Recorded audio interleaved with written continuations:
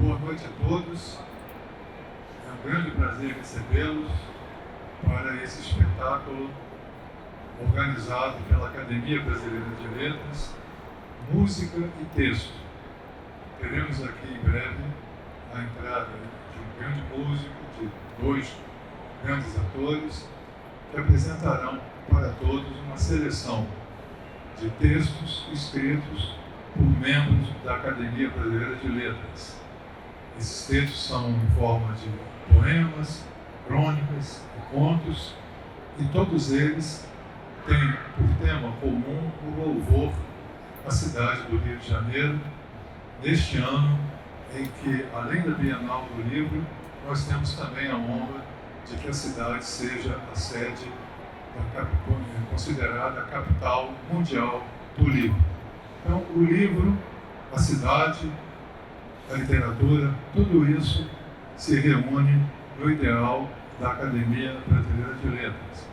Eu aproveito, antes de chamar os artistas de hoje, convidar todos vocês a frequentarem, para quem não conhece, conhecer então o nosso site www.academia.org.br, e certamente vocês vão se maravilhar com as opções de cultura, de textos, de entrevistas, todo um rico manancial que está à disposição gratuitamente de todo mundo.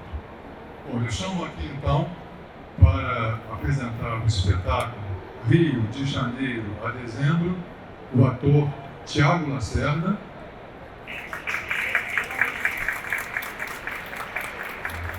a atriz e poeta Alexandra Maia e o músico Pedro Miranda. Bom espetáculo.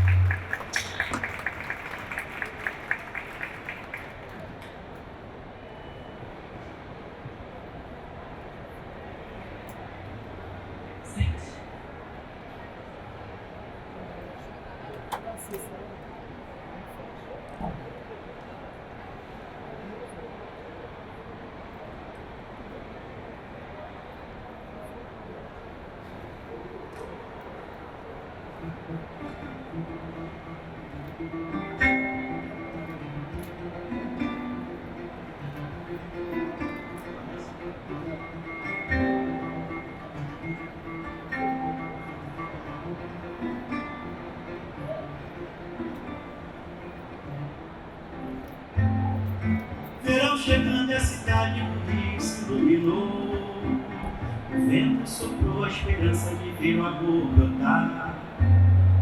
Preço a São Sebastião, e o pai Oxóssi da mata, meu padroeiro me guia, sua flecha vai mostrar. Nosso destino é o leito do rio, buscando o mar. Ó mãe Oxum, me revela o caminho de ser feliz. Amo no peito e na raça, sempre cantando na praça. Ó Senhora Aparecida, protege o meu país. Deixar de lado a dor, molhar os pés no mar, acreditar no amor e respirar. O que passou, passou, há tanto pra sonhar. E com o sol brilhar, recomeçar. Deixar de lado a dor, molhar os pés no mar, acreditar no amor e respirar. O que passou, passou, há tanto pra sonhar. E quando o sol brilhar, recomeçar.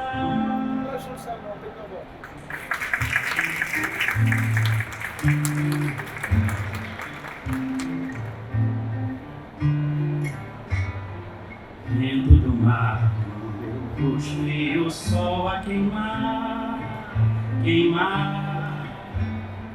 Calçada cheia de gente a passar e a me ver passar.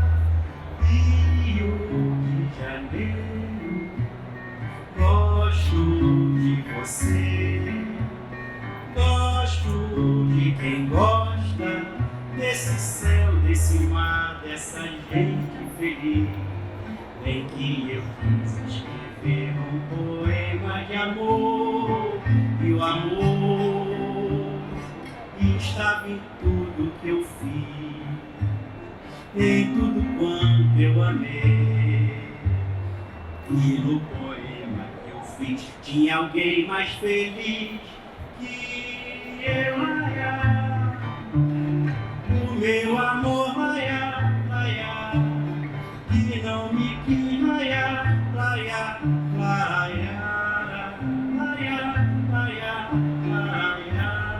dentro do mar, o meu rosto e o sol a queimar,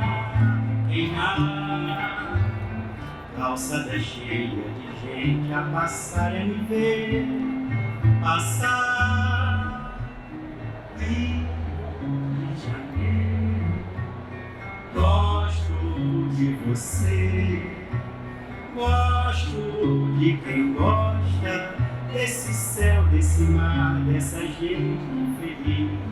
Bem que eu quis escrever um poema de amor, e o amor estava em tudo que eu vi, em tudo quanto eu amei. E no poema que eu fiz tinha alguém mais feliz que eu, o meu amor, que não me quis,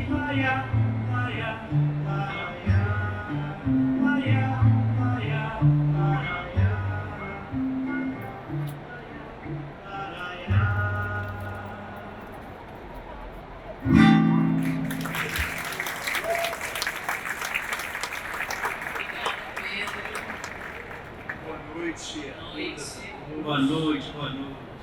Prazer estar aqui, queria agradecer o convite à Academia Brasileira de Letras, pelo prazer e a oportunidade de ler para todos vocês algumas crônicas de nossos autores mais especiais. De alguns de nossos autores mais especiais, agradecer a presença do Alexandre Maia, Pedrinho, prazer. Vamos lá. Bom, muito obrigada por estarem todos aqui nos ouvindo e pelo convite. Academia Brasileira, é uma honra estar vendo os textos de vocês aqui. Então a gente vai começar com a Ana Maria Machado, que é escritora e jornalista, lecionou na Universidade Federal do Rio de Janeiro, a UFRJ, e na Pontifícia Universidade Católica do Rio de Janeiro, PUC-Rio. Como jornalista, trabalhou por mais de 10 anos na Rádio Jornal do Brasil, recebeu o prêmio Hans Christian Andersen, o mais importante prêmio da literatura infantil, e foi ganhadora do Prêmio Jabuti de Literatura em 1978. Então, nós vamos ler um trecho do texto Audácia dessa Mulher.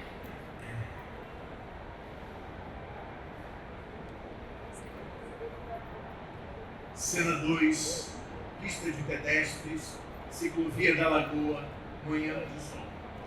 Tomada geral da paisagem, acompanhando o voo de uma garça. Alguma vegetação em primeiro plano, folhas do manguezal, se possível passando por flores roxas dos aguapés, acentuando por contraste o espelho d'água e a linha de montanhas ao fundo, corcovado contra o céu.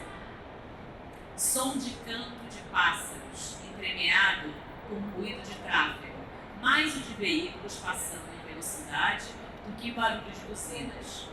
Sobre esse fundo sonoro, aproximam-se passos ritmados num crescendo. Um homem entra no foco visual, caminhando da direita para a esquerda, meio gordo, careca, suando muito, vestido com camiseta e bermuda, calçando tênis e meias esticadas até a metade da canela.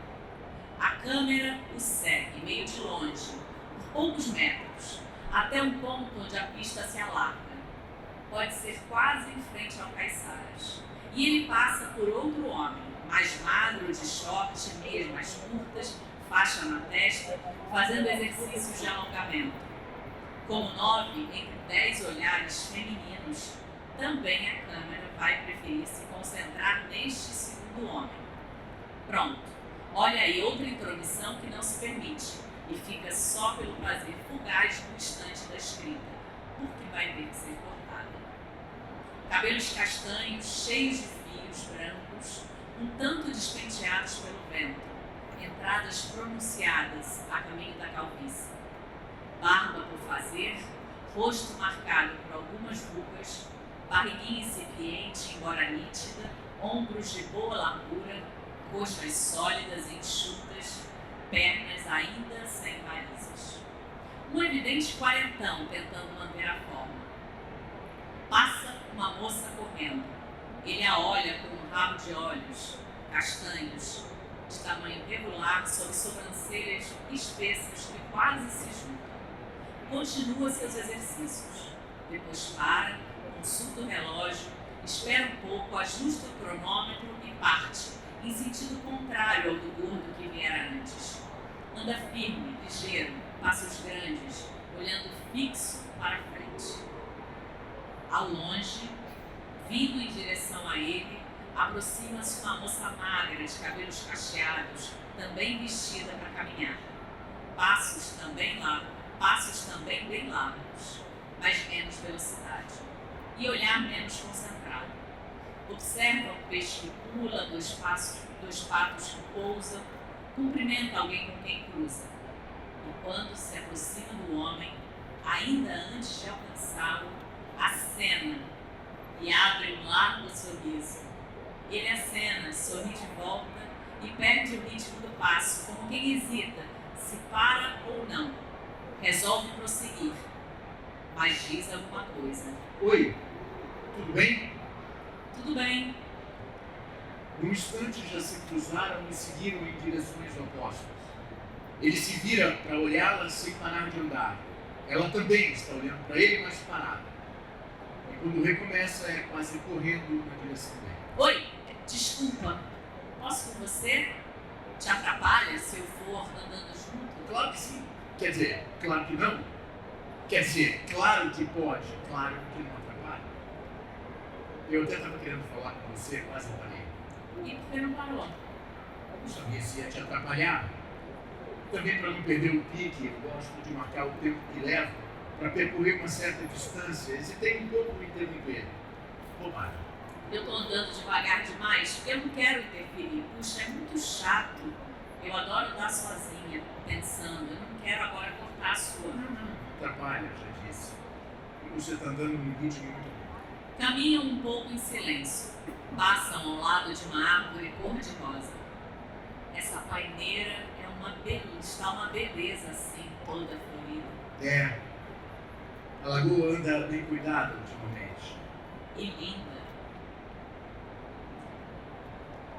Antônio Carlos Sequim.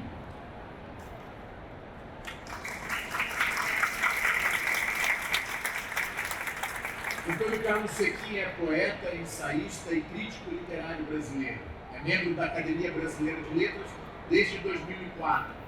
Doutor em Letras, é professor titular da Literatura Brasileira da Universidade Federal do Rio de Janeiro desde 1993.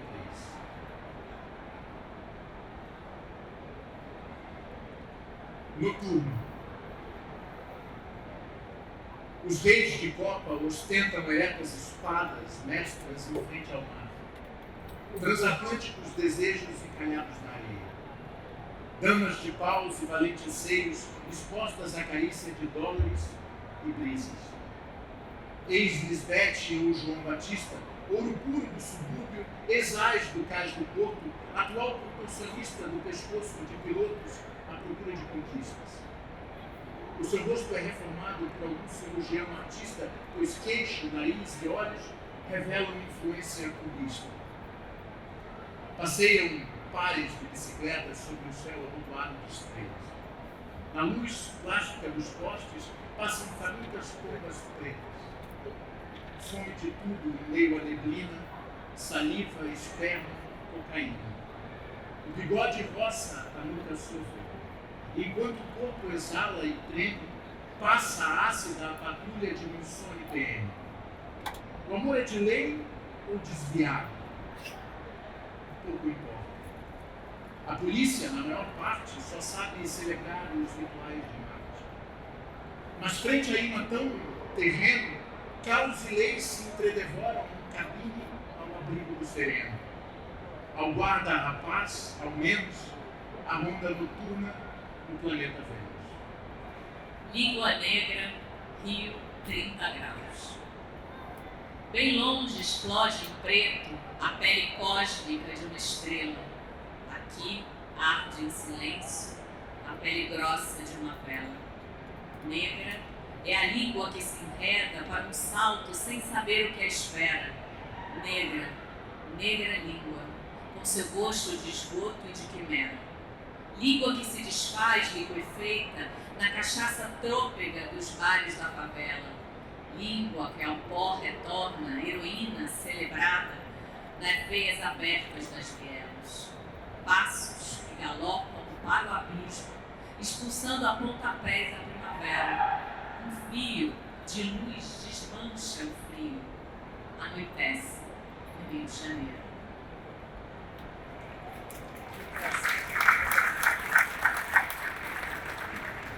Que beleza. Queria só dizer que é um prazer também estar aqui, agradecer o convite da academia. Eu abri com uma música minha, parceria com o Domenico Lancelotti, que se chama Tanto Pra Sonhar, e depois Valsa de uma Cidade, de Antônio Maria, Ismael Neto. E agora uma parceria de Franklin da Flauta, Luiz Cláudio Ramos, e letra de Aldir Blanc, que eu considero uma joia. Quem sou eu para falar aqui? Dessa sua idade, mas é uma história de amor de uma vida inteira com o Rio de Janeiro como cenário de fundo. Eu ia pela da ladeira Santa Amaro até a rua do Catete no Sobrado, onde você residia, e te levava para um passeio em Paquetá, onde nasceu um piquenique o nosso rancho. O ameno resedar, verde grenar e amarelo nossas cores. Resedar, você são flores como flor. Era papoula no Japão, sua rival saiu no flor do abacate, de destaque no enredo da rainha de Sabá. Os lampiões, os vagalumes, você triste com ciúmes, eu charlando, resmungando que melhor era acabar. Pobre farsante de teatro ambulante, meu amor de estudante não soube me representar. E o casamento aconteceu, vieram filhos, muitos netos, muitas dores, muitos tetos, mas o amor a tudo isso ultrapassou. Hoje sozinho eu voltei, feito andorinha, a pedra da moreninha, onde tudo começou. Olhando o mar, pensei na vida ao seu lado, como um choro calado, um piano em Nazaré. Saudade grande o dia inteiro, mas com jeito de alegria do pandeiro, do Gilberto no Jacó.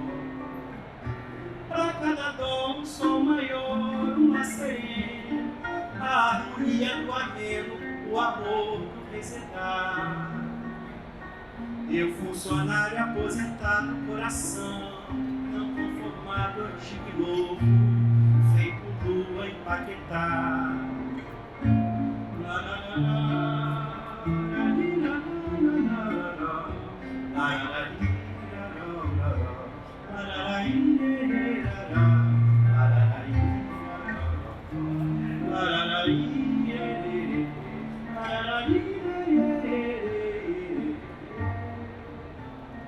Passou a vida como os lanchos desfilando no união da aliança, caprichosas em estrelas de ciganos. Desci por ela como desço ainda hoje a ladeira Santo Amaro até o sobrado que entrou, matou. Como era aí, batendo perna, tomar chope na taberna. É uma glória, sendo a glória o que é que há? O rosto dela vela o Rio de Janeiro, como a virgem do outeiro, quarto ameno, resedar.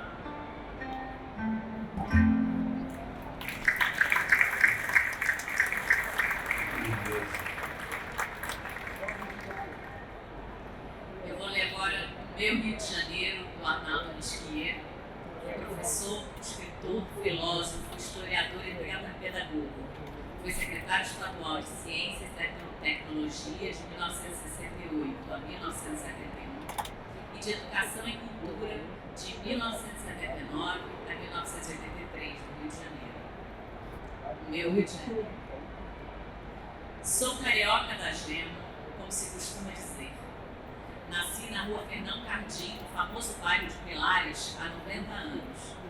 Sempre tive uma bonita relação de afeto com a minha origem, com exceção dos 2 anos que vivi em São Paulo por força de uma transferência comandada pelo meu pai em busca de melhores condições financeiras. Como não deu certo, voltamos a viver no Rio de todos os meus amores e sonhos. Mas ficou na minha lembrança o fato de que na escola era conhecido como carioca. Nada mais oposto. Morei um tempo no bairro do Riachuelo, de onde a família se transferiu para a querida Tijuca. Creio que foi lá que me tornei cidadão. Com os estudos no colégio, na rua Doc Lobo, tornei-me torcedor do Clube Rubro e acompanhei a glória do título de campeão carioca de 1960. Fui atleta do América, na natação, no basquete e no futebol infanto-juvenil. Tive o prazer imenso de ser amigo e parceiro do campeão Zagallo, nascido para o esporte também no Clube Rubro. Foi um modelo de atleta e técnico da seleção brasileira. Com o meu casamento com a querida Ruth, transferi-me para o charmoso bairro do Flamengo, onde nasceram meus 3 filhos. Depois surgiu Ipanema na minha vida. E aí veio para ficar, pois já estou na fase das bisnetas. É muita alegria para um acadêmico só. Querer mais do que foi alcançado é seguramente um exagero. O Rio de Janeiro é um estado de todas as cores, de gente essencialmente alegre e realizadora, o que nos leva a crer que aqui nasceu o bom humor do povo brasileiro. Deus não precisou de ajuda para criar um estado maravilhoso. A natureza e o esforço do homem deram-se as mãos para compor uma verdadeira pintura, elogiada por estrangeiros de diferentes latitudes. Como o Rio de Janeiro é bonito, como são lindas as suas praias, os seus campos, os seus lagos, os seus rios, as suas montanhas, enfim, tudo aquilo que se poderia ter de melhor em matéria de deslumbramento natural.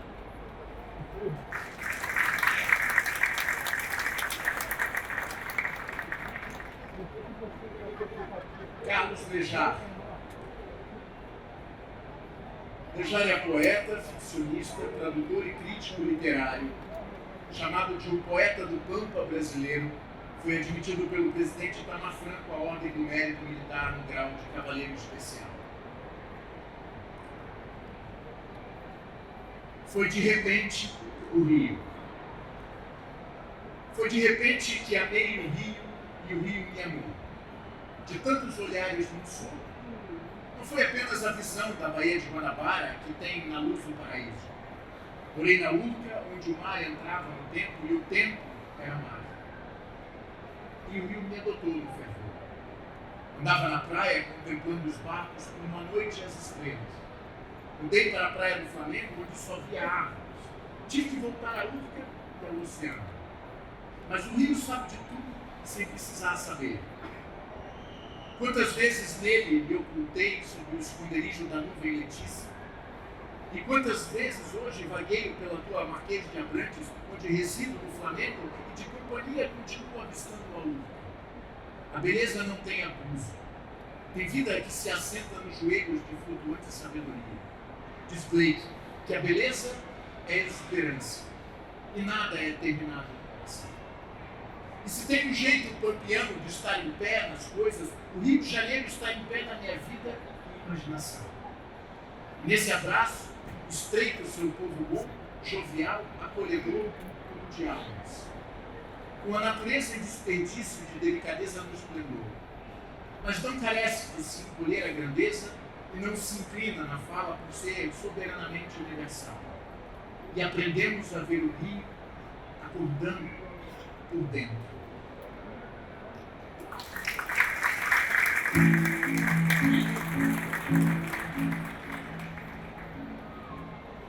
Agora, Donício Proença Filho é professor, pesquisador em língua portuguesa e literatura brasileira.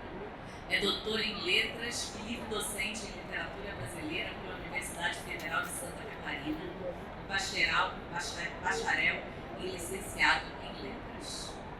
A Ilha de Paquetá, um roteiro. Vista-se de forma descontraída e despojada. Leve a família ou a eleição afetiva do seu coração. Escolha o horário das barcas, chegue à Praça 15. Em 1 hora e alguns minutos de relaxamento, seus olhos repousam na paisagem pontuada de navios, pequenas embarcações e ilhotas. À esquerda do percurso, estende-se a Ilha do Governador e logo Brocoió. À direita, de início, Niterói, São Gonçalo, outras localidades do estado do Rio. Ao fundo, o Dedo de Deus, as Agulhas Negras e a Serra. Na chegada, assuma a calma e o tempo. Relaxa. A ilha é pequenina e tranquila. 7,5 km de perímetro. Esqueça a pressa e o risco da cidade. Tome um sorvete, amplie os recursos alimentares no supermercado. A atração da linha reta leva necessariamente o fluxo das pessoas na direção da Praia da Guarda, oficialmente José Bonifácio, que ali morou, patriarca da Independência. Siga a pé. Ou tome uma das charretes elétricas ou dos surpreendentes ecotáxis que lembram práticas chinesas. A praia o espera com seus atrativos. Descubra-os, principalmente a descontração. Se preferir, dobre à esquerda. Convém seguir a pé. Você verá a Igreja da Matriz logo à sua frente, ali onde sempre esteve, como sempre esteve. Se julgar conveniente, entre e faça uma oração.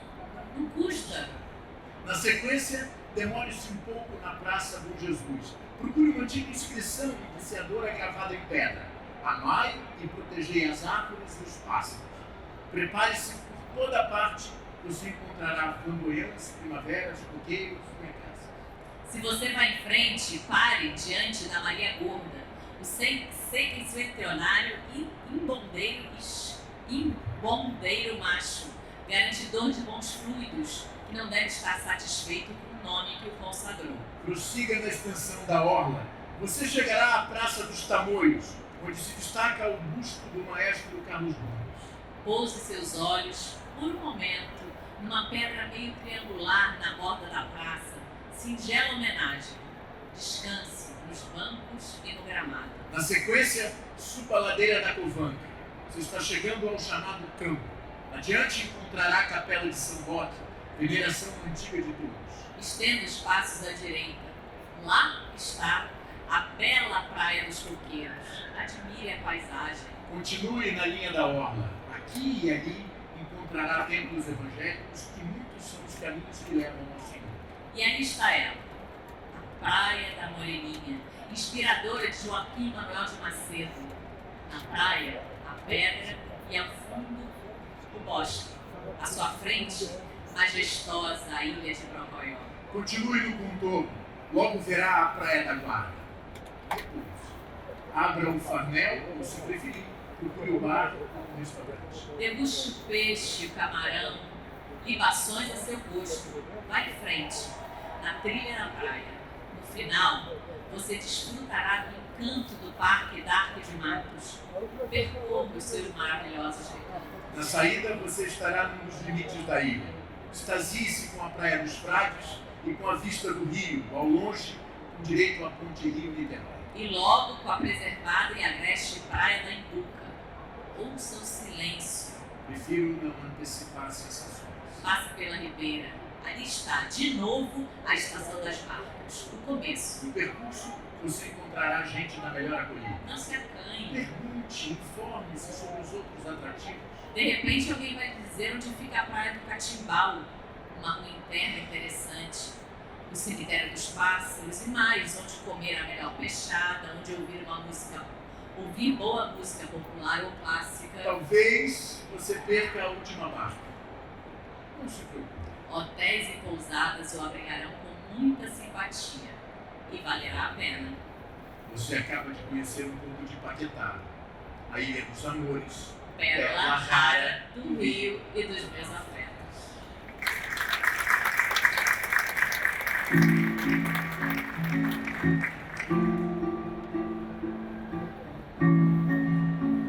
Chico Buarque. Não se afogue não, que nada é pra já. O amor não tem preço, ele pode esperar em silêncio. Um fundo de armada, na costa distante, milênios no ar.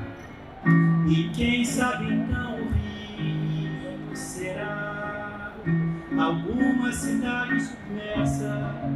Os escafandristas virão explorar sua casa, seu quarto, suas coisas, sua alma desvão.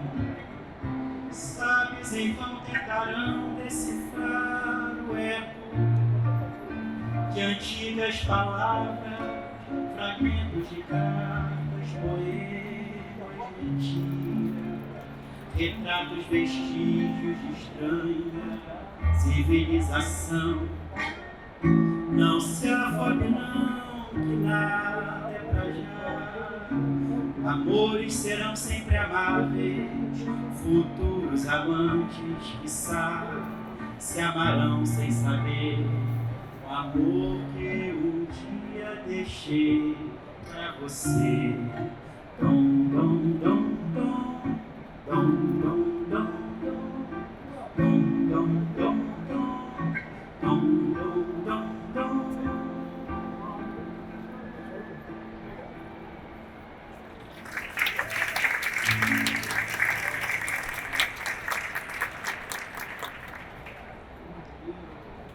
Edgar Teles Ribeiro. Edgar é escritor e diplomata. Foi crítico de cinema e estudou cinema na Universidade da Califórnia, em Los Angeles, onde dirigiu alguns curtas-metragens. Professor de cinema na Universidade de Brasília. Lembrando o Leme, vale o mito de Manuel Bandeira como fonte de inspiração. O que importa a paisagem, a glória, a Bahia, a linha do horizonte? O que vejo é o beco. Meu pai era diplomata. Com isso, quando nasci, em 1944, sequer estávamos no Brasil. Ele era cônsul no Chile. De lá foi transferido para a Suíça e assim eu só chegaria ao Rio de Janeiro em 1950, quando tinha 5 anos. Fomos morar aos pés de Copacabana, em um bairro chamado Leme, na rua Araújo Gondim, para ser mais preciso. Ainda falando em português, meio claudicante, eu ficava lendo e relendo essa placa de rua, perguntando-me quem teria sido o senhor Araújo Gondim. Não se referia ao Leme, contudo, eu sabia do que se tratava. Tínhamos vindo de navio da Europa, onde eu aprendera com o comandante que quando ele girava seu timão para a esquerda ou para a direita, o Leme, que ficava debaixo d'água, mudava o rumo do navio. Daí que, em meus sonhos de menino, era o Leme onde eu morava, que sob as ordens do comandante Araújo Gondim, movia Copacabana de um lado ao outro. Procurava explicar esse notável feito para minha professora no Jardim da Vovozinha, escola que ficava ao lado da igreja de nossa rua. Ela dizia sim, sim, sim. Eu sugeria que eu continuasse a tabuada. A Araújo Gondim era um paraíso de tranquilidade, toda arborizada, com apenas 2 prédios, um em cada extremidade, que serviam de sentinelas, zelando por uma infinidade de casinhas. Era a segunda rua, paralela à Avenida Atlântica. Entre o mar e nós, havia a agitada Gustavo Sampaio, onde trafegavam em mão dupla bondes, lotações e automóveis. Nela, meu pai pegava o bonde andando para ir à cidade trabalhar. De segunda a sexta, eu assistia a essa proeza, regressando depois a meus domínios por calçadas seguras e familiares, onde jogávamos futebol, meus amigos e eu, ou bola de gude, quando não fazíamos de bandido e mocinho, enquanto as meninas pulavam a amarelinha ou brincavam de roda.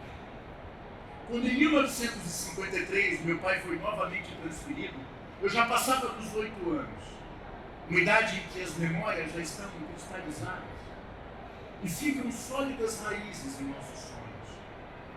Daí que as belezas que nos cercariam no sul da França podiam ser frequentes e sedutoras, mas para mim, nenhuma se comparava à rua em cujas calçadas eu brincara nos 3 sagrados anos de minha primeira formação. Reduzido às saudades, eu arquivava na memória cada detalhe do meu passado no lembro. Da escola cheia de desafios às brincadeiras de rua, sem querer esquecer da beleza enigmática do Morro da Babilônia, que surgia imponente por detrás do nosso edifício, e da Pedra do Leme, onde por tantas vezes eu assistia às ondas revoltas batendo em suas rochas e aos pés da qual eu construíra inúmeros castelos na areia. Só retornei ao Rio em 1959, quando já andava pelos meus 14 anos. 6 anos tinham passado e nada me preparara para o que eu veria. O nome da rua mudara. De Araújo Gondim passara a se chamar General Ribeiro da Costa. Uma mudança que em si mesma já devia ter soado o alarme. Pois à minha volta, de uma ponta a outra da rua, erguiam-se de ambos os lados das calçadas 2 sólidos paredões de edifício. Das casinhas sobreviveram só 2, além da igreja e a meia distância, a fachada tombada do jardim da povoação. De meu passado, um pouco restara. Nem mesmo o edifício ou seu companheiro na outra ponta da rua, já que ambos se impunham agora como tristes pioneiros de uma invasão que se alastrara pelo Rio de Janeiro afora em nossa ausência. A título de consolo, procurei saber afinal quem fora Araújo Gondim. Foi quando descobri, para meu espanto, que havia sido diplomata, como meu pai, só que no século XIX, nos tempos do Império, quando servia ao Brasil e Lisboa, Santiago, Madrid, Viena e Buenos Aires. Essa fora a vida de Antônio José de Araújo Gondim, primeiro barão de Araújo Gondim, comendador da Real Ordem de Carlos III da Espanha, dignatário da Imperial Ordem da Rosa e oficial da Ordem da Águia Vermelha. Isso tudo quando o Leme de minha futura infância não passava de um areal deserto, bem antes de minhas casinhas darem mar de sua casa. Que importa a paisagem, a glória, que importa a Bahia, a linha do horizonte, que vejo é o barão de Araújo Gondim agitando Copacabana ao sabor de minha infância.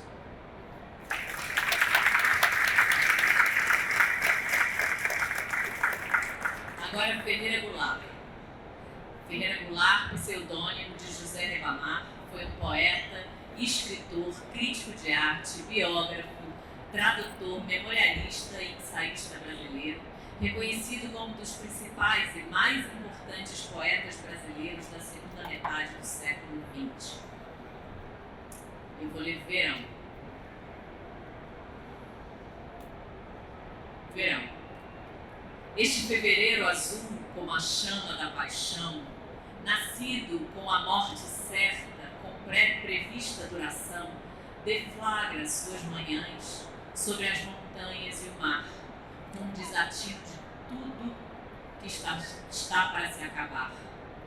A carne de fevereiro, com sabor suicida, de coisa que está vivendo, mas já perdida. Mas como tudo que vive, não desiste de viver. Fevereiro não desiste, vai morrer, não quer morrer. E a luta de resistência se trava em todo lugar, por cima dos edifícios, por sobre as águas do mar. O vento que empurra a tarde arrasta a fera ferida, rasga-lhe o corpo de nuvens, de sangra sobre a avenida Viraçoto e o arcoador numa ampla hemorragia. Suja de sangue as montanhas, tinge as águas da Bahia. E nesse esquartejamento a que outros chamam verão. Fevereiro, ainda em agonia, resiste mordendo o chão. Sim, fevereiro resiste como uma fera ferida. E essa esperança doida, que é o próprio nome da vida, vai morrer, não quer morrer, se apega a tudo que existe, na areia, no mar, na relva, no meu coração. Resiste.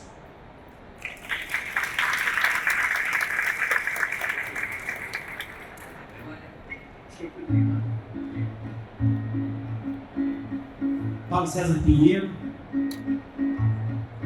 Moacir Luz, esse é chamado ultimamente embaixador da nossa cidade, e de novo Aldir Blanc. Eu sei que meu peito é uma lona armada, nostalgia não paga entrada, circo vive é de ilusão. Eu sei, chorei com saudades da Guanabara, refulgindo de estrelas claras. Pode sentar pra lá? Longe dessa devastação, e então armei piquenique na mesa do imperador, e na vista chinesa solucei de dor contra os crimes que rolam contra a liberdade. Reguei o salgueiro pra muda pegar outro alento, plantei novos brotos no engenho de dentro, pra alma não se atrofiar. Brasil, Brasil, tua cara ainda é o Rio de Janeiro, 3x4 da foto e o teu corpo inteiro precisa se regenerar. Mas eu sei que a cidade hoje está mudada. Santa Cruz, na sua baixada, fala negra no coração. Eu sei, chorei, ai, eu chorei com saudades da Guanabara, da lagoa de águas claras. Fui tomado de compaixão, então passei pelas praias da ilha do governador e subi São Conrado até o Redentor. Lá no Morro Encantado eu pedi piedade, plantei ramos de laranjeira, foi meu juramento. No Flamengo Catete, na Lapa e no centro, pois é pra gente respirar. Brasil, Brasil, tira as flechas do peito do meu padroeiro, de São Sebastião, do Rio de Janeiro, ainda pode se salvar, ainda pode se salvar, ainda pode se salvar.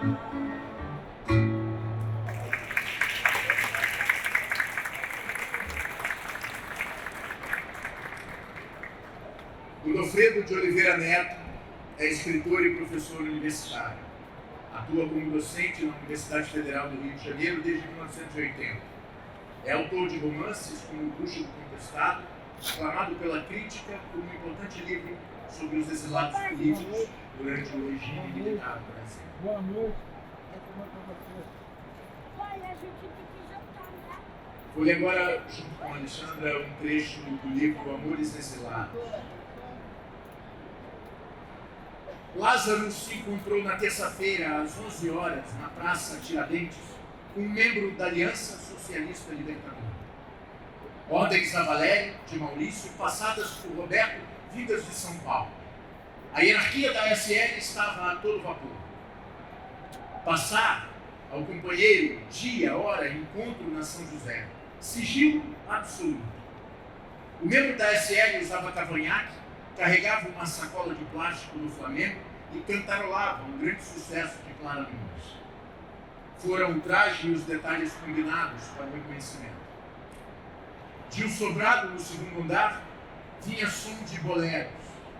É ensaio para gafieira no fim de semana, comentou o dono do botequim, onde os dois membros da Aliança Socialista Libertadora se encontraram. Na quinta-feira, às 13 horas, na rua São José. O contato foi rápido. Lázaro passou as informações. Tomaram um café, o companheiro da SL comeu uma coxinha. Às 16 horas desse mesmo dia, Lázaro tinha outro encontro. Rendezvous, como insistia em dizer, numa pizzaria na Ataúfo de Paiva, no Leblon. Ordem do comando da SL de São Paulo. Da Praça Tiradentes, seguiu pela Rua da Carioca em direção a Rio Branco. Das dezenas de lojas de discos, saíam quase vivos Gal, Betânia, Raul Seixas, os Mutantes, a velha guarda da Portela, Martinho da Vila, Gil, Chico, Tom Jobim, Pixinguinha. A orquestra tão sonhada ainda em Paris. Lázaro diminuía o passo diante das lojas, os olhos e os ouvidos cravados nos enormes alto-falantes. Desceu a Avenida Rio Branco e entrou num ônibus na altura do Municipal. Um cartaz colado perto da bilheteria anunciava Tchaikovsky pela Orquestra Sinfônica Brasileira. Após ganhar a glória, Praia do Flamengo e a de Botafogo. O ônibus seguia pela São Clemente, Jardim Botânico, Shopping. Por entre os prédios, avistavam-se no alto do morro os barracões de compensado, alguns de tijolos em reboco da favela Santa Marta. Lázaro comparou depois com o companheiro catarinense os contrastes urbanos do Rio com os contrastes das nações. Questão de escala, diria. A mancha verde tropical diante do jockey, de onde saía um hálito refrescante em plena cidade, recordava tenuamente os bosques da França. No Jardim Botânico não havia, com certeza, trailer vendendo queijo francês, nem neve. As palmeiras lembravam as de Corumbá, só mais altas. A pizzaria da Ataúfo de Paiva, no Leblon, estava quase vazia. Sentou. Os alto-falantes pendurados nos cantos das paredes rolfenhavam o carro de Roberto Carlos. Uma cliente reclamava da qualidade do som. Devia esperar duas moças. Lázaro usava uma fita com as cores da bandeira americana amarrando o rabo de cavalo. Por razões de segurança, não havia descrição das companheiras que entrariam em contato com ele na pizzaria. As duas iam confiar-lhe documentos sobre a tortura no Brasil que deveriam ser levados para a Europa. O negro, de bandeira yankee nos cabelos, pediu risoto iugoslavo e esperava mais de meia hora quando ouviu. Oi, como vai, Maurício? Era a senha. Da pizzaria, Lázaro foi caminhando até a calçada à beira da praia. O sol se punha alaranjado atrás dos dois irmãos. Alguns raios ainda alisavam as pedras do arpoador na outra extremidade. Todo mundo gosta dessa vista. Lá do arpoador ainda é mais bonita. Tem gente que vem comer milho cozido aqui sempre nessa hora só para ficar admirando, declarou a vendedora do trailer, olhando Lázaro por trás de cachos de copos verdes, cartazes de sorvetes, pacotes de salgadinhos e garrafas plásticas de água mineral. O cliente, contemplativo, se sentiu na obrigação de consumir algo. Concordou explicitamente com a observação da moça do trailer e acabou comprando paçoquinha. Valia como sobremesa. Atravessou a Delfim Moreira em direção à Praça Antero de Quental, quando as praias do Leblon e de Ipanema já se tornavam massas negras e as janelas do Vidigal se acendiam.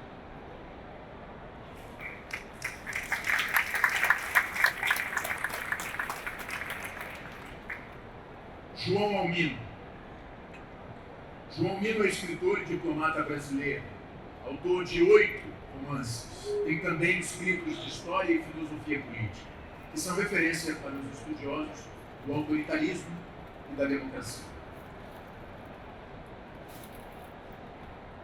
Como vim parar 2 vezes no Rio de Janeiro. Em 1971, meu Rio de Janeiro era o catete, vida de bairro, da Taberna da Glória ao Lamas, do Largo do Machado. Ia ao Cine Paissandu, na crista da onda do cinema de arte. Na saída, discussões sobre filmes de Tarkovsky, Bertolucci, Visconti, Kubrick ou Godard, pretensiosas, claro. Andava pelo aterro do Flamengo. Seguia a pé até a Avenida Rio Branco, onde dava aulas de inglês. Passava pela extraordinária livraria Leonardo da Vinci, onde Dona Vana dava dicas imperdíveis. Frequentava à noite a Faculdade de Direito da então UERJ, hoje UERJ, na Rua do Catete. Tinha vindo de Fortaleza sem conhecer ninguém, a não ser meu irmão americano. Em 1966, vim ao Rio, primeira cidade que conheci fora do Nordeste. Conheci é a maneira de dizer. A gente acha que conhece tudo de uma cidade quando passa poucos dias. Enamora-se da paisagem, nesse caso um amor à primeira vista que nunca arrefeceu. Fui ao Pão de Açúcar e ao Corcovado. Estava hospedado num hotel que me custou 23 cruzeiros novos a semana. Barato. Localizado na rua Buarque de Macedo, a menos de um quarteirão da Rua do Catete, frente ao Cine Azteca. No Cine Veneza, em Botafogo, assisti Um Homem e uma Mulher, filme de Claude Leloup. Acabava de sair. O Rio era uma parada na ida aos Estados Unidos como estudante do velho. Que vestibular fazer na volta? Daria para conciliar engenharia, como aconselhava meu professor de matemática com poesia, a que me dedicava, sem ainda saber que era péssima e sem conhecer a obra de Joaquim Cardoso. Numa pequena cidade de Iowa, gostei mais das aulas de inglês e de oratória do que das de trigonometria. A experiência mesma de viver em outro país me fez optar pelo direito com a ideia de vir ao Rio e submeter ao concurso do Instituto Rio Branco. Meu irmão americano, que havia entrado na Universidade de Yale, tinha a possibilidade de escolher um país estrangeiro para fazer uma pesquisa e um ensaio. Pensou em vir para o Rio. Juntei o dinheiro da venda de um sítio recebido de herança pela morte de meu pai quando eu tinha 12 anos, em Mossoró, com um prêmio nacional de um concurso sobre direito de autor, que incluía a passagem para o Rio de Janeiro. Alugamos quartos no apartamento de um advogado na rua Silveira Martins, no Catete. Prédio de apenas 2 andares, único fora do alinhamento dos demais, com vista para os jardins do Palácio do Catete, Museu da República.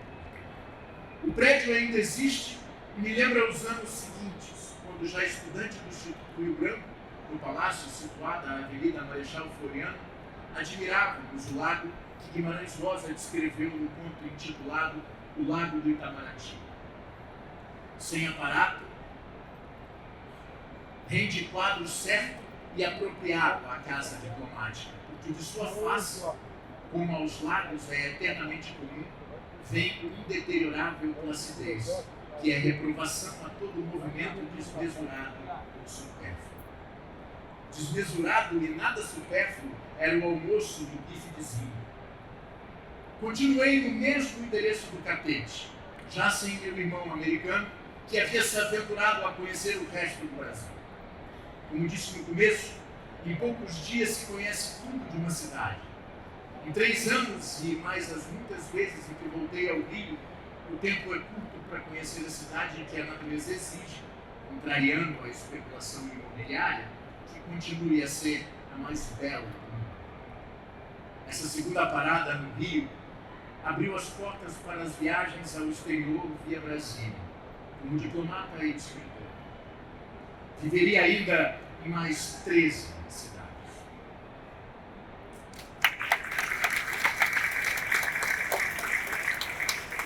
Rosisca Darcy de Oliveira. Rosisca Darcy de Oliveira é jornalista e escritora. Suas obras tratam principalmente de temas como o feminismo, a educação e a vida contemporânea. Por suas atitudes contrárias à ditadura militar, exilou-se em Genebra por 10 anos, em forte participação no movimento feminista. Senhora dos Sentidos, Senhora da Dor. Rosisca Darcy de Oliveira. Nada é mais injusto no amor do que calá-lo. 1000 vezes declarado, não terá sido bastante para merecer o gosto cotidiano do prazer. esse que me vem, antes de tudo, de sua luz que na madrugada rola nas águas, afogueada, e vive aquele momento em que incendeia seu corpo todo, antes de cair na ternura de um azul saciado que vai durar toda a manhã. Assim o rio dá a luz do dia. Com ele amanheci para a vida, bem-nascida que sou na floresta espessa da Tijuca. Caos lhe recobre um corpo de montanhas estiradas à beira-mar, mudando de posição ao vagar dos olhos, mas que se sabem sempre bastante preguiçosas. Estira-se esse corpo verde, encolhe-se, alonga-se, o seu movimento acaba sendo de um abraço. Daí suas curvas, baías, intimidades de água em que seus filhos habituaram-se a jogar suas toalhas e deitar-se em busca de um calor certeiro, ou de uma onda fresca, de uma boa, como dizia-se na infância no posto 6, onde um fortezinho muito fraco tocava na corneta o alvorada e o recolher. Depois da luz, o calor. Pele de verão, manhã do rio, que às vezes, quantas vezes, escapa mesmo do inverno. Não, inverno não. O rio é verão. O frio no rio é um pouco cômico. E para alguém que, como eu, já viu invernos, maior então a gratidão por esse corpo quente, que gosta mesmo é de andar nu e a contragosto veste o casaquinho blue jeans só para não melindrar ninguém. Luminosa, terna, corpo quente, essa cidade é a senhora dos sentidos.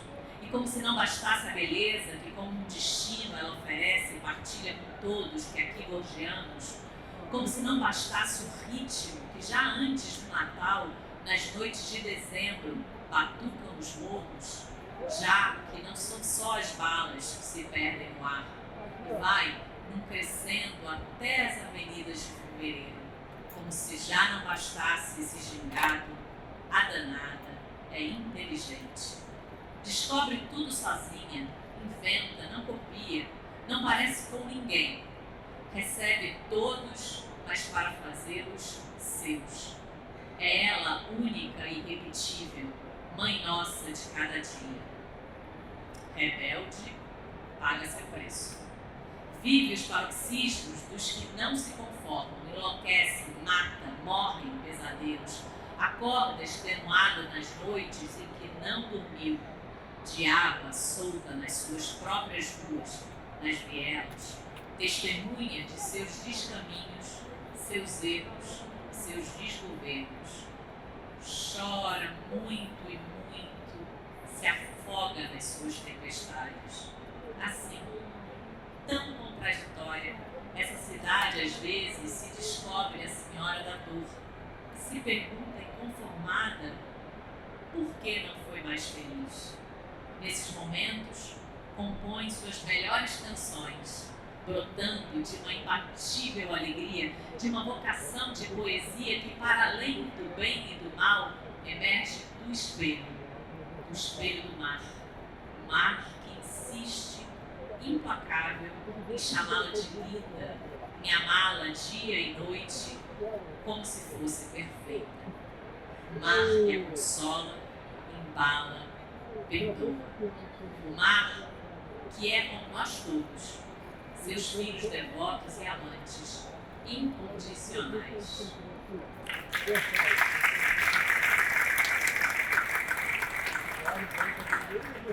Bom, a gente está caminhando para o nosso encerramento. Tem uma última crônica do Rui Castro. Depois a gente ouve o Pedrinho mais uma vez e se despede. Muito obrigado. Rui Castro é jornalista, biógrafo e escritor brasileiro. Tem passagens importantes no veículos de imprensa do Rio de Janeiro e de São Paulo. É reconhecido pela produção de biografias e de livros de reconstituição histórica.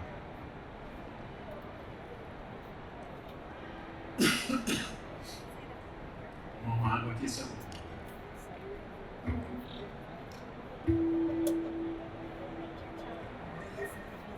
Rio, o maiores. Há 500 anos a Europa tenta nos civilizar sem sucesso. Desde o século XVI, o litoral do Rio de Janeiro foi visitado por piratas franceses, ingleses, holandeses e espanhóis, nem sempre com intenções pedagógicas. Em Cabo Frio, Paraty ou Angra dos Reis, onde houvesse uma praia escondidinha e um índio ou um branco disposto a negociar, eles apareciam e começavam o troca-troca de matérias-primas e bugigangas coloridas, até serem postos em fuga pelos donos do pedaço, os portugueses. Mas sempre ficavam alguns bucaneiros para trás. Alguns com as costas do gibão sujas pelo cocô do papagaio que traziam no ombro e dando motivo, quem sabe, à história como as de A Ilha do Tesouro. Pena nos ter faltado um Robert Louis Stevenson para escrevê-las. Não era por falta de cenário e atmosfera no Rio. Exatamente como hoje, o carioca morria de muita coisa naquele tempo, menos de tédio. O ouro, por exemplo, descoberto nas Minas Gerais, pouco antes de 1700, passou a escoar para a Europa através da Guanabara. Por causa dele, em 1710, os franceses voltaram suas vistas para o Brasil e o rei Luís XIV ordenou um ataque ao Rio de Janeiro. Em agosto daquele ano, o capitão de fragata Jean-François Duclerc aportou com suas tropas em Guaratiba e determinou a invasão a pé pelo interior. Cerca de 1000 franceses marcharam pelas matas de Jacarepaguá em direção à cidade, sem serem incomodados. Havia algo de ridículo nessa coisa de piratas invadindo a pé uma cidade, mas mesmo assim, o governador do Rio, o português Castro Moraes, acovardado, trancou-se no palácio e repassou o cargo de comandante das nossas tropas para Santo Antônio. Sim, o santo, famoso por seus milagres de casamenteiro, morto em 1231. Nomeado defensor da cidade e mesmo um pouco fora de sua especialidade, Santo Antônio não fez feio ao ver as tropas imobilizadas. Ele inspirou o povo carioca a resistir e este foi brilhante. Assim que chegaram a Lapa, os franceses, mais mortos do que vivos, depois de 60 quilômetros de caminhada, se viram numa arapuca. A população os atacou das janelas com óleo fervente, panelas de ferro, pedras e todos os objetos que pudessem lhes atirar. Os franceses correram e, quando chegaram à atual rua 1º de Março para tomar o Palácio do Governador, no lugar onde hoje fica o Centro Cultural Banco do Brasil, foram recebidos a tiros pelos estudantes do Colégio Jesuíta. 400 franceses morreram no combate. Os outros tantos foram presos, mas logo libertados e integrados à alegria da cidade, que pelos dias seguintes cantou e dançou. O próprio Leclerc teria sido morto por um marido ciumento. Luís XIV não gostou do tratamento aos seus súditos e jurou desforra.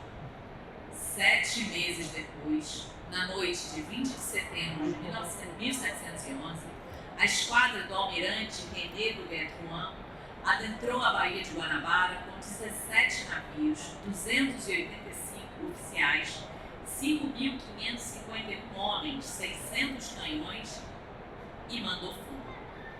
Foi o terror. Para piorar, naquela noite, o rio sofria uma das piores tempestades de sua história. Os canhonaços misturados à chuva e aos relâmpagos e trovões pareciam uma prévia do juízo final. O governador, dessa vez, escafedeu-se de vez. Na manhã seguinte, vitoriosos e sem ninguém para lhes opor resistência, os soldados franceses saíram às ruas enlameados para conhecer a cidade. Ao sentir que o perigo passara, o povo também saiu da toca e, comparando-o com seu inepto governador, se deu muito bem do Bertrand. Além da forma, às vezes ríspida, com que a Europa tentou nos civilizar nesses 5 séculos, outro fator tem impedido o êxito dessas tentativas: o carioca. Por cariocas, entendam-se os nativos da cidade, que são os cariocas da gema, e os nascidos em qualquer lugar, mas que ao morar aqui, identificam-se com o jeito do Rio.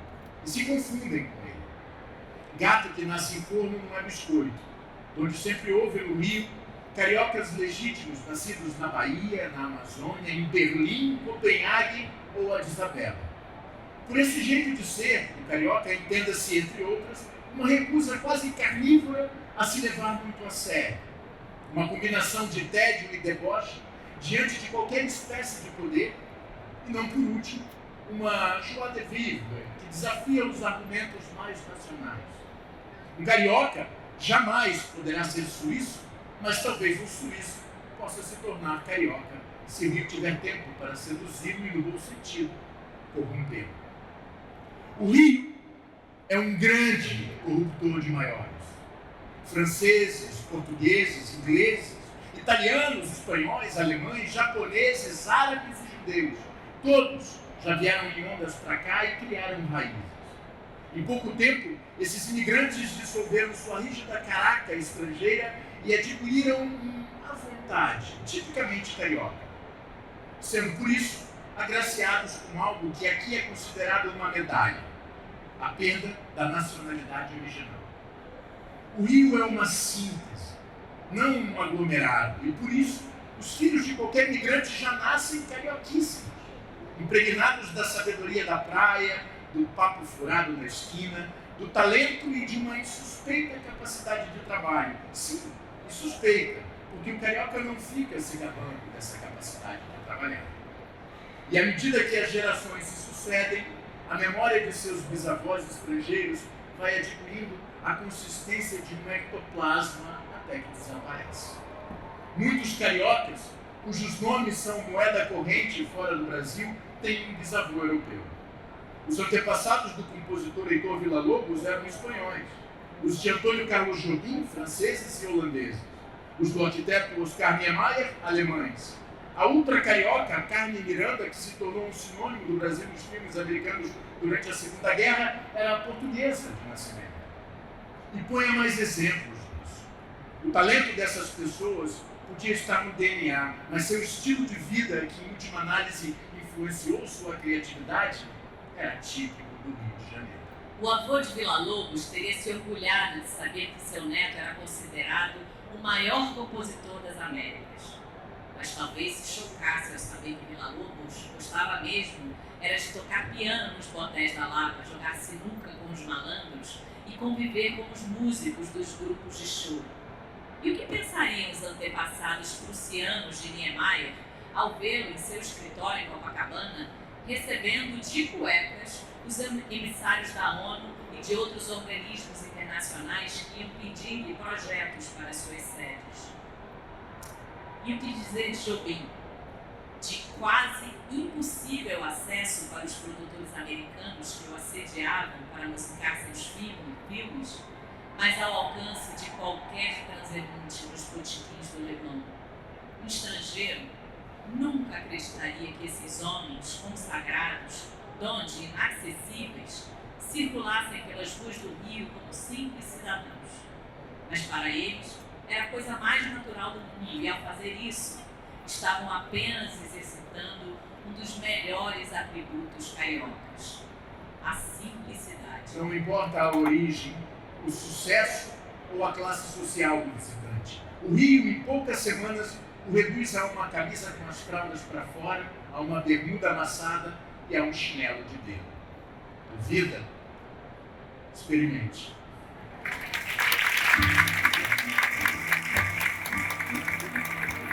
Cidade maravilhosa, cheia de campos lindos. Cidade maravilhosa, coração do meu Brasil. Cidade maravilhosa, cheia de campos lindos. Cidade maravilhosa, coração do meu Brasil, berço do samba e das lindas canções que vivem na alma da gente. És o altar dos nossos corações, que cantam alegremente, cidade, cidade.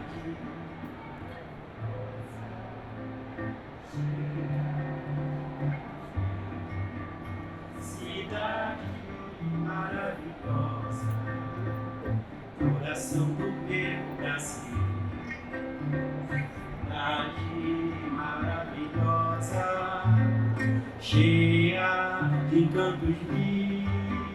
Cidade maravilhosa, coração do meu Brasil. Jardim florido de amor e saudade, terra que a todos seduz. Que Deus te cubra de felicidade, rio de sonho e de luz. Você vai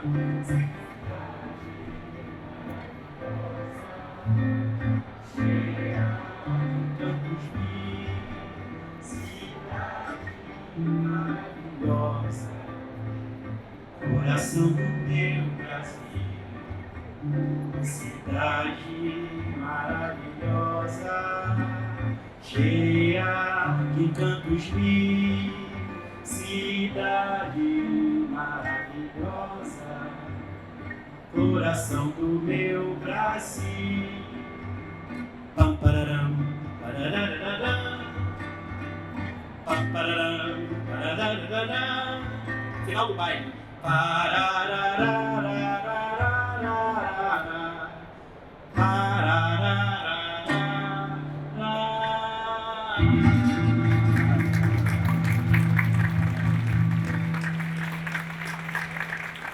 Muito obrigado, muito boa noite. Tem mais uma namanda aqui. Opa, Tem mais uma. De um acadêmico, Gilberto Gil. O Rio de Janeiro continua lindo. O Rio de Janeiro continua sendo. O Rio de Janeiro, fevereiro e março. Alô, alô, Realengo, aquele abraço. Alô, torcida do Flamengo, aquele abraço. Alô, Realengo, aquele abraço. Alô, torcida do Flamengo, aquele abraço. Chacrinha continua balançando a pança e buzinando a moça, comandando a massa. E continua dando as ordens do terreiro. Alô, alô, seu Chacrinha, velho guerreiro. Alô, alô, Terezinha, Rio de Janeiro. Alô, alô, seu Chacrinha, velho palhaço. Alô, alô, Terezinha, aquele abraço. Alô, moça da favela, vai. Todo mundo da Portela, todo mês de fevereiro, aquele passo. Alô, banda de Ipanema, aquele abraço. Eu caminho pelo mundo, eu mesmo traço. A Bahia já me deu régua e compasso. Quem sabe de mim sou eu. Aquele abraço pra você que me esqueceu. Aquele abraço, alô Rio de Janeiro. Aquele abraço, todo o povo brasileiro. Aquele abraço. O Rio de Janeiro continua lindo.